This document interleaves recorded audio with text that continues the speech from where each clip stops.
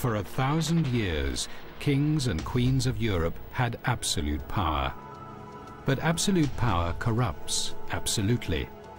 Greed, revenge, sex, madness, witchcraft, murder. Every monarch had their royal secrets.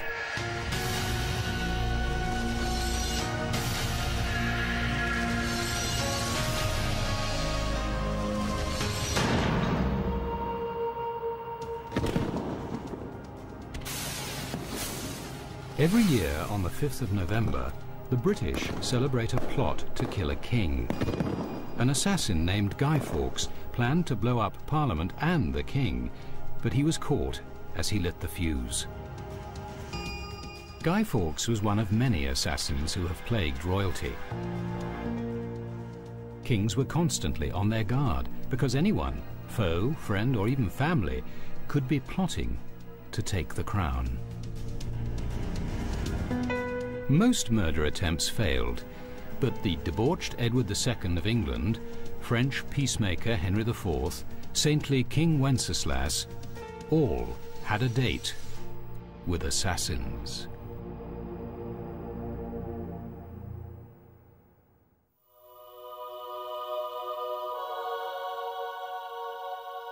In the Czech capital of Prague, a chapel was built in the cathedral to honor the 10th century King Wenceslas.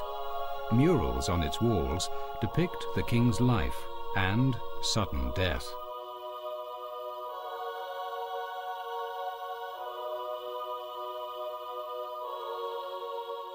To this day, the Christmas carol Good King Wenceslas celebrates the king of what was then called Bohemia. Wenceslas embraced a new religion which was spreading across Eastern Europe: Christianity.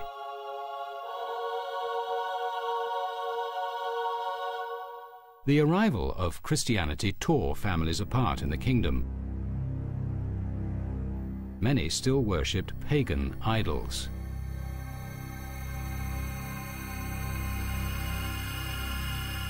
The royal family was no different. Wenceslas's pagan mother killed his grandmother because she became a Christian. And he had a younger brother, Boleslav, who kept the pagan faith. When Wenceslas inherited the kingdom, Boleslav's resentment of his Christian brother festered.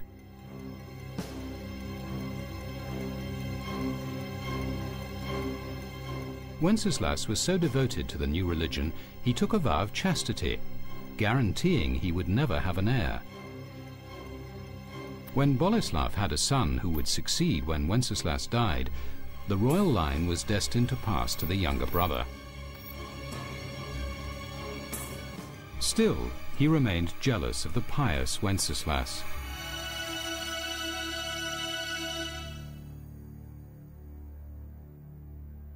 Suddenly, in the autumn of 929, Boleslav declared he was converting to Christianity.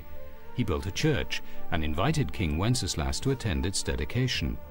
The king was overjoyed at his brother's turn of conscience. He left the capital Prague to travel to the new church at his brother's stronghold, Stara Boleslav. The younger brother gave Wenceslas a warm Christian greeting when he arrived.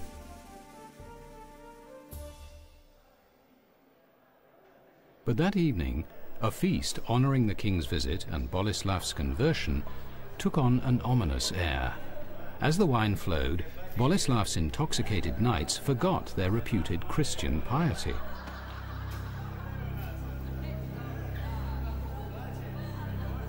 The drunken knights grew boisterous and then turned abusive as they insulted Wenceslas.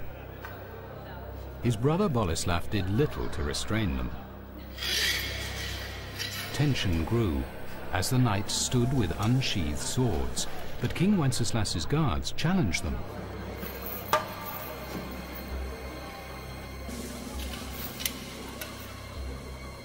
Boleslav finally called his men to order, averting a deadly showdown in public.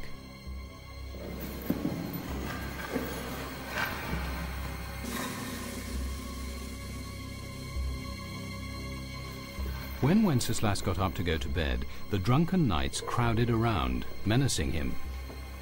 The king mustered all his royal authority to force his way out.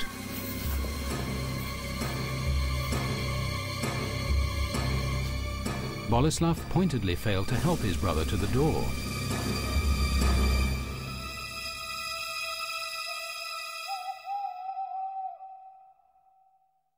Boleslav's new church was to be consecrated the next day. The devout King Wenceslas rose early to pray, then set out to the church. He was alone. When Wenceslas got to the chapel door, it slammed shut and the bolts were drawn. Wenceslas grasped the door handle, seeking sanctuary in the holy place, as Boleslav's men surrounded him. The men grabbed the king, dragging him to his younger brother's feet. Boleslav raised his sword and declared, "Yesterday I served thee as I could. Today, behold how brother serves brother."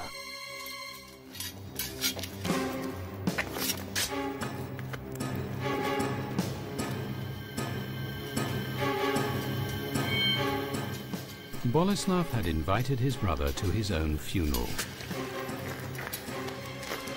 Sibling rivalry and blind ambition, made even more venomous by religious conflict, had driven Boleslav to spill his own family's blood.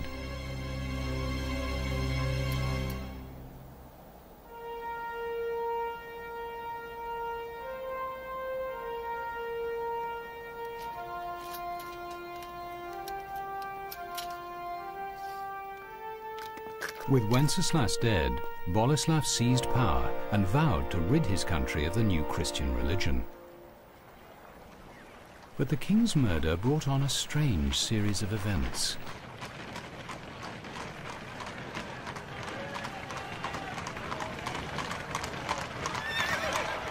When the horse-drawn hearse bearing Wenceslas's body entered Prague, the horses suddenly stopped in front of the main prison. The driver whipped them on, but they wouldn't budge. The horses held their ground until jailers released men unjustly imprisoned by Boleslav.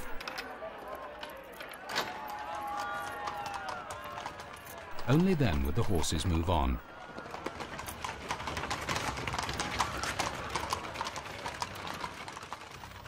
Other miracles followed. It was said that the lame walked, the blind could see. When the Pope heard of Wenceslas's martyrdom, the murdered king was declared a saint.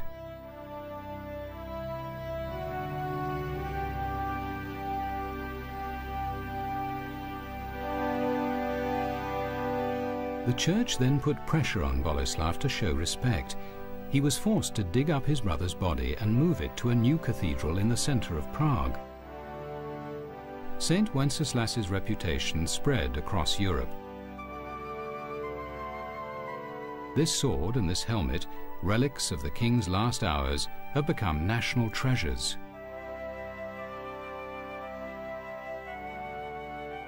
Boleslav's ambition to grab a place in history failed, as Bohemia became a Christian nation, and Wenceslas became its patron saint. And every Christmas, children sing carols about good King Wenceslas, not about his murderous brother.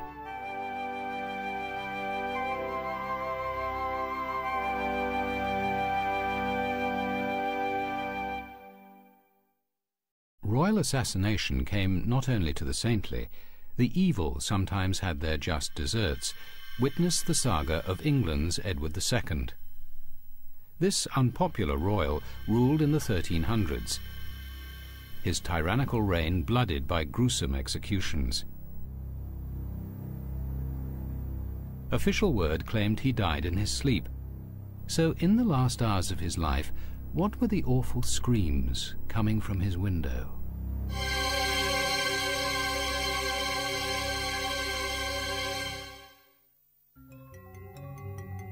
Edward flouted the rules of monarchy. He ignored senior advisors, insulted barons and nobles, confiscated their lands, and squandered the treasury on the whims of his favorites. Some of these young men were rumoured to be his lovers. Edward was forced to make a diplomatic marriage to French Princess Isabella, but he soon neglected her and returned to his male lovers. Alienating both the nobles and his wife, King Edward had made a powerful set of enemies. The Queen took a lover, Lord Roger Mortimer. To be rid of Isabella, the King sent her to France as his ambassador. With the Queen gone, Edward accused her lover, Mortimer, of treason and condemned him to death in the Tower of London.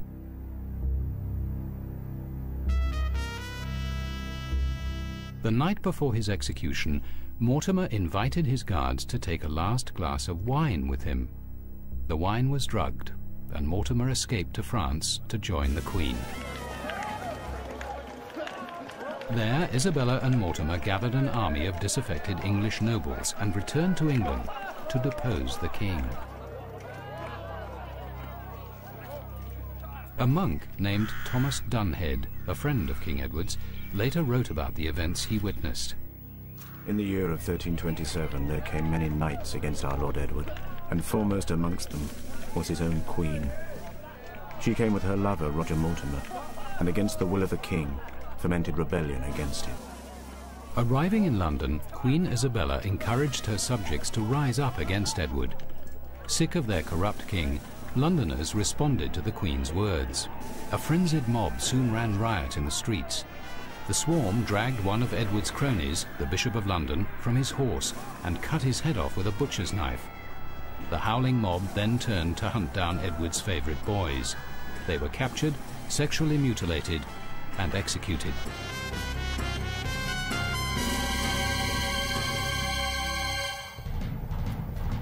Edward realised all was lost and fled towards Wales, hoping to catch a ship to Ireland. But the Queen's men overtook him before he reached the coast. King Edward II was brought to Kenilworth Castle to face the fury of his barons. Then there came to Kenilworth the bishops, earls and barons, and they recited to our Lord the King his shortcomings.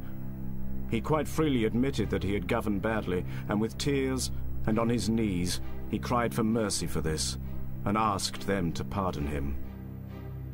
As the king bowed his head, the Lord of Edward's court broke the royal staff of office, declaring the king's household dissolved. He threw the pieces at the grovelling king. Edward's abdication meant Queen Isabella could put their young son on the throne. Since he was only a boy, Isabella and her lover Mortimer effectively controlled England.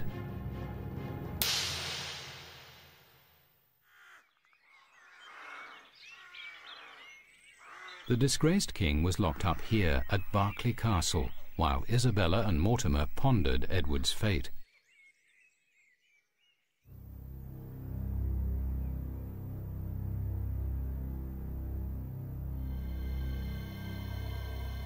One night, Edward's friend, the monk Thomas Dunhead, slipped into the castle.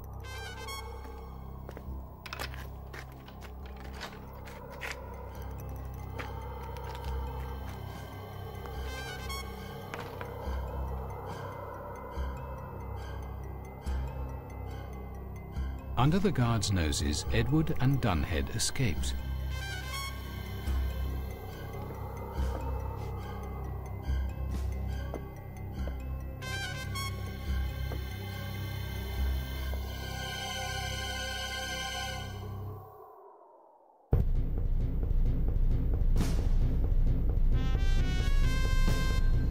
Afraid that King Edward would lead a revolt against them, Isabella and Mortimer ordered a frantic search. Within a few days, Edward was recaptured and thrown back into the dungeon at Berkeley Castle. A hideous fate awaited him.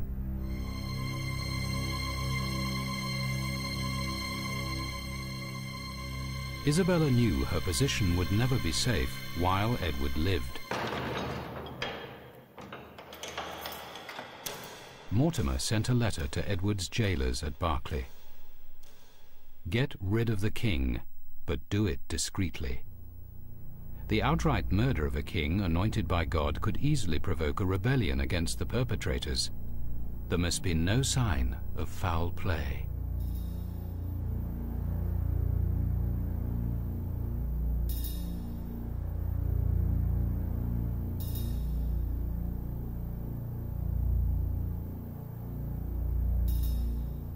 While Edward was kept in his cell, a pit next to it was filled with rotting animal corpses. Though the king lay for days gasping in the putrid air, the toxic fumes failed to suffocate him. Another method had to be found. The solution the assassins reached was ingenious and horrific. The monk Dunhead described the terrible events. They came rushing in on him suddenly, as he lay in his bed. They thrust a red-hot plumber's iron up into his bowels, through a funnel put in at the fundament, burning thereby his inward parts.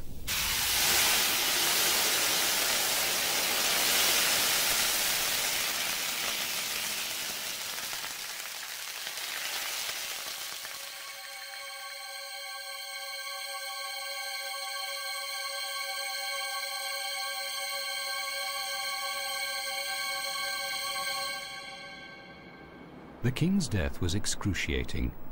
Even though the killers had taken care to make the murder as quiet as possible, several people on the other side of the castle walls heard screams that night, but they were too afraid to speak out.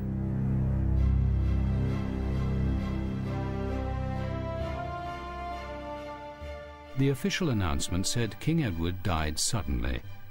As he lay in state, no visible marks of violence were seen on his body. Edward was buried in Gloucester Cathedral, and a veil was drawn over the events. Rumours flew, but afraid of sharing the king's fate, no one dared to claim he had been murdered. Even the monk Thomas Dunhead refused to accuse Isabella and Mortimer, his new rulers. With regard to the king's decease, I prefer to say no more about the matter, for sometimes lies are for the advantage of the many, and to tell the whole truth does harm.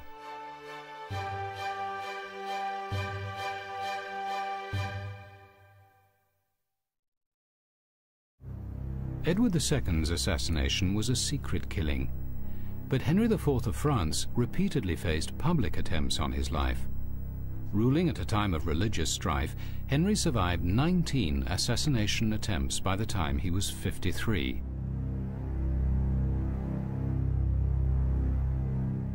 The king had already been almost strangled, and a stabbing had left his face permanently scarred.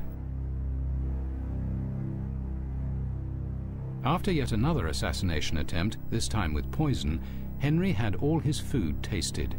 When his personal cook was away, the King of France dined only on boiled eggs.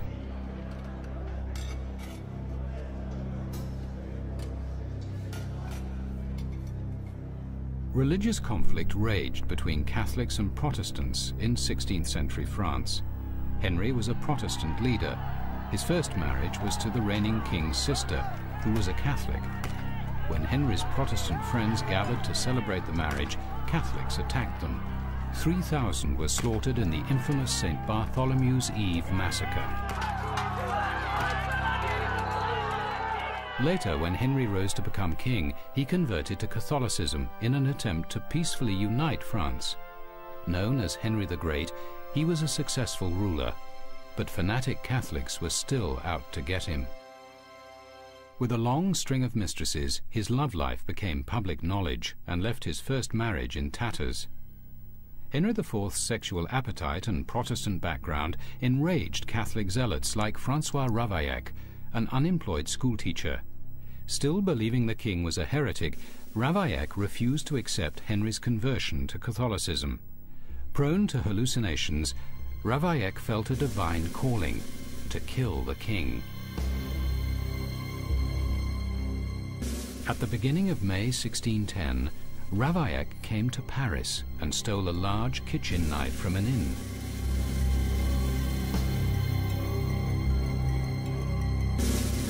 For days he stalked Henry, but he couldn't get past the king's guards.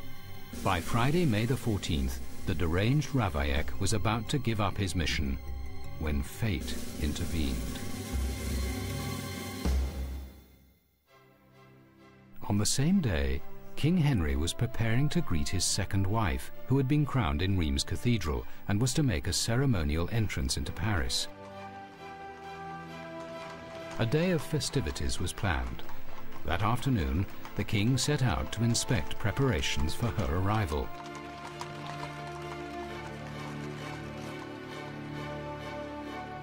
It was a warm, sunny day as Henry rode in an open carriage.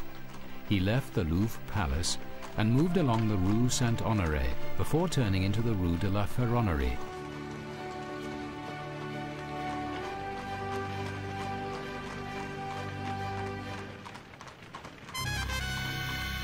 By coincidence, Ravaillac was walking down the same street at the same time. As the king's carriage passed, Ravaillac realized a God-given opportunity had come his way. Henry and his companion were completely unaware of any danger to the king. After surviving 19 attempts on his life, Henry's luck was finally running out.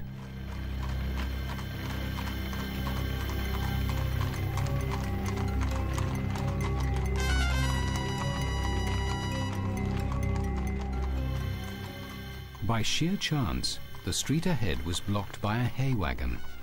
The royal carriage came to a stop. The king's security guards rode ahead to clear the way, leaving Henry unguarded. Ravaillac seized the moment.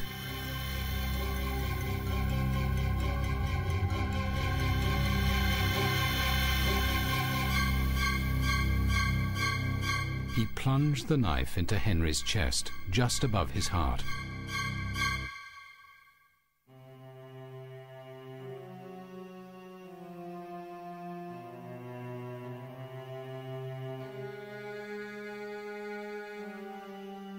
Henry IV died instantly, but his death was concealed from the public for fear of riots.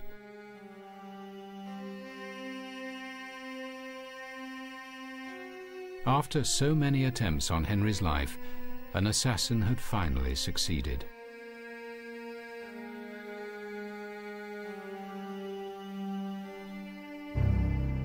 Ravaillac was taken for questioning to the Conciergerie, the infamous torture chamber of Paris. Royal security guards were convinced Ravaillac was a pawn in a conspiracy to overthrow the crown and impose a strict Catholic state on France. He was tortured to name his accomplices. His foot was crushed in a vice known as the boot. The arm that wielded the knife was plunged into burning sulfur. His flesh was first torn off with red-hot pincers. Then he was drenched with molten lead and boiling oil. The torture lasted 2 weeks, but throughout his ordeal, Ravaillac swore he acted alone. His torturers finally accepted he was telling the truth. On the 27th of May, 1610, Ravaillac was taken to Notre Dame Cathedral to atone for his crime. Then he was led here to the Place de Grève, the public execution square. A huge, furious crowd was waiting. The assassin's arms and legs were roped between 4 strong horses. They pulled in opposite directions. Ravaillac's body was stretched for an hour and a half before it ripped apart. Finally, the crowd hacked what was left of Ravaillac into tiny pieces.